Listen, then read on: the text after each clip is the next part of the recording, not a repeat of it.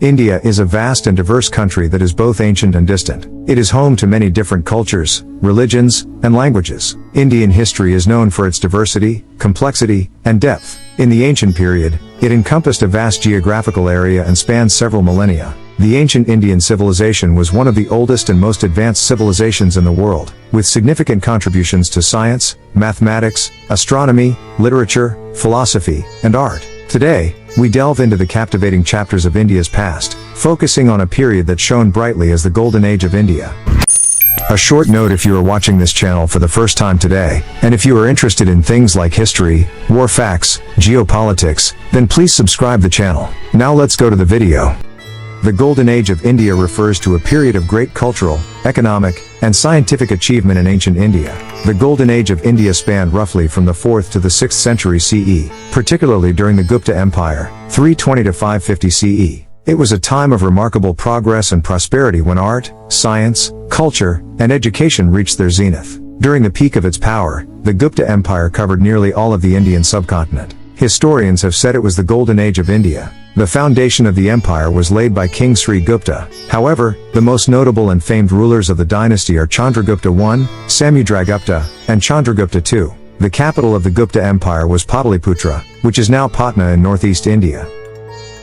Now we will analyze why the Gupta Empire is called the Golden Age of India. What exactly made this era a golden age? Before this, first, we will look at when and why a period is called a golden age, which is the necessary criteria for calling it a golden age. A time period is considered a golden age when it is characterized by significant achievements in various fields such as science, mathematics, literature, art, and architecture. It is also marked by stability, prosperity, and peace. Society during this period is usually characterized by a high level of cultural and intellectual development, innovation, and creativity. The achievements made during this period are often remembered and celebrated for generations to come, and they continue to inspire and influence future generations.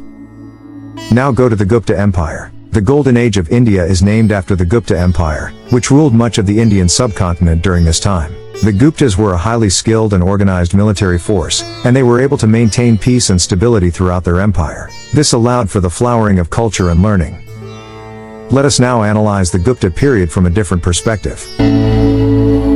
The Guptas made significant contributions to science and mathematics. In the Gupta period, they developed the decimal system, including the concept of zero, which is still used today. Aryabhatta was one of the most renowned mathematicians and scientists of the era who discovered the theory of zero. Another important concept developed during this time was trigonometry. Concepts like sine were also known to the Guptas. New techniques were also developed during this period to solve problems based on the Aryabhatta algorithm, algebra, and geometry. The Gupta Empire's contribution to astronomy. India's contributions to science during this time were truly remarkable. The pioneering works of Varahamihira in astronomy. The greatest scientists of the Gupta period were Aryabhatta and Brahmahir. During this period, Aryabhatta discovered the diurnal and annual motions, and Brahmahir wrote an astrology called Brihat Samhita. Also in the ancient period, Indian scientists made significant advances in understanding celestial bodies and developed sophisticated instruments for observing the stars and planets. In the medical field, they also made some important contributions, with physicians like Karaka and Sushruta developing complex systems of diagnosis and treatment. During the Gupta period, mercury and iron were used in medicine. The use of these materials indicates that the people belonging to the Gupta era had knowledge of chemistry and even practiced it. Doctors during that time were aware of operations and also knew how to conduct one when required. The Gupta Empire's contribution to education and the judicial system. The Guptas also promoted education and learning. The Gupta Empire was a period of great cultural and intellectual growth in India. The empire placed a strong emphasis on education, and there were several important centers of learning during this time. The most important centers of learning during the Gupta period were Nalanda and Taxila. Takshila University was one of the first centers in the world to offer higher education. These universities attracted students from all over India and even from other parts of Asia. Also, women were not excluded from education, and some women even became scholars and teachers. The judicial system in the Gupta Empire. The judicial system during the Gupta Empire was based on the principles of dharma, or righteousness. The king was considered the ultimate judge, but he was assisted by a council of ministers and advisors. Some of the notable features of the judicial system during the Gupta period are: the legal system was based on a complex set of laws known as the Dharmashastras. These laws covered a wide range of topics, including property rights, marriage and divorce, and criminal offenses. Punishments for crimes vary depending on the severity of the offense. Minor offenses were punished with fines or imprisonment, while more serious crimes could result in banishment or even death. The judicial system also had provisions for arbitration and mediation. Disputes between individuals or groups could be settled through negotiation or through the intervention of a neutral third party. The Gupta Empire also had a system of courts that were responsible for hearing cases and making judgments. These courts were staffed by trained judges who were appointed by the king. The judicial system was designed to be fair and impartial, and the rights of all individuals were protected under the law.